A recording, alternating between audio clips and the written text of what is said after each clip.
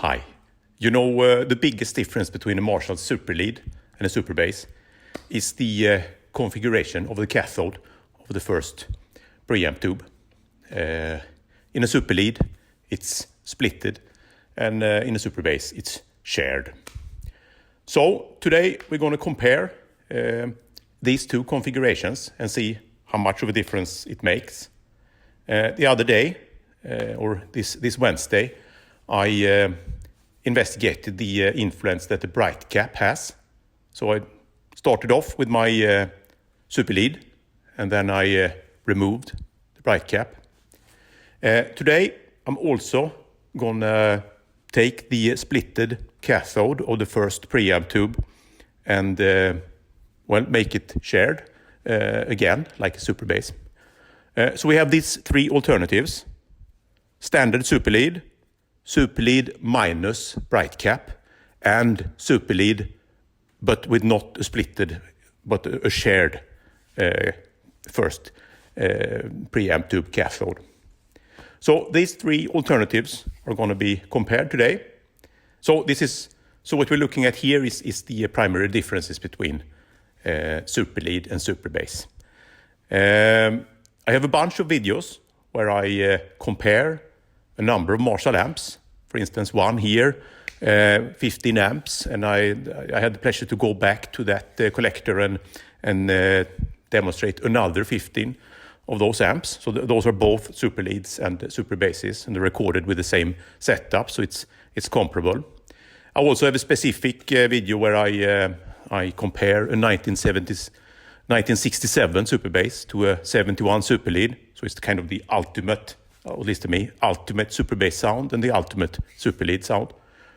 And for those of you who are interested in the very amp that I'm using here to demonstrate this, I have a bunch of videos here in the video description of it, both as a super lead and as a super bass. All right, let's check it out. At the end of the video, I'm going to do some comments and also explain how this was recorded and give you some further viewing to support that as well. Let's go.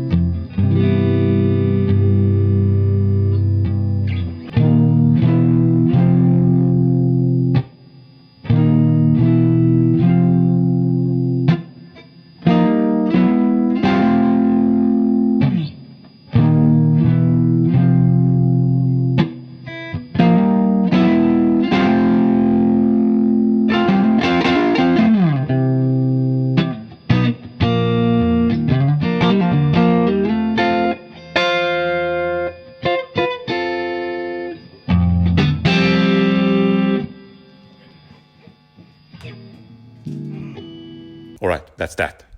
Now the EQ I used here was all knobs on 5, all EQ knobs on 5, which was maybe a little bit too bright for the complete super lead. Oh, it was just about right, maybe for the super lead minus bright cap. But when with the shared cathode, especially with more gain, it became a bit muddy. So of course, which of these three setups that sounds the best depends on how you set up the EQ, of course. As many of you noted, Super Bass is a fantastic amp for Fender Strats, and Super Lead is a fantastic amp for Gibson Les Paul. It balances out really good with those combinations. Then some of you mentioned that maybe you could use the EQ instead to compensate, for instance, for bright cap, and to some extent you can do that, but it's only minor. You can only do minor corrections with that on top of the fundamental sound architecture. I mean, a Super Bass with a treble booster, you can come close to a Super Lead. But you can't really do the same with the Super Lead and get the meteor tone, because that's already gone. The bright cap has kind of destroyed that. You will get an artificial meteor tone, not a natural one, not with real information in it. Then the recording setup, I used the Biodynamic M160 ribbon mic for the close mic, a microphone I use very often. Maybe some of you think that this mic influenced how they sounded a lot, and maybe it differs a lot from standard mics like SM57, and you'd be right about that. So check out this video where I compare the 5 fundamental types of microphones, because this influences what kind of setup that actually turned up on top here of those 3. If we had used SM57, the Super Lead would have killed your ears, basically. So check that one out to problemize that. Then the mic positioning also influences the sound pretty much. I mic the speakers where the dust cap meets the cone, basically. You can check out in the video description a video where I demonstrate different mic positions. How that influences sound, and also that will influence which of the 3 of these alternatives will come out on top. So that's another thing that you could critique about this investigation. But I always use where the dust cap meets the cone on the speakers, and all the way up to the grill. You can also check out the video where I explain my general philosophy of how to record guitars. All right, I want to hear what you think about this. Cheers.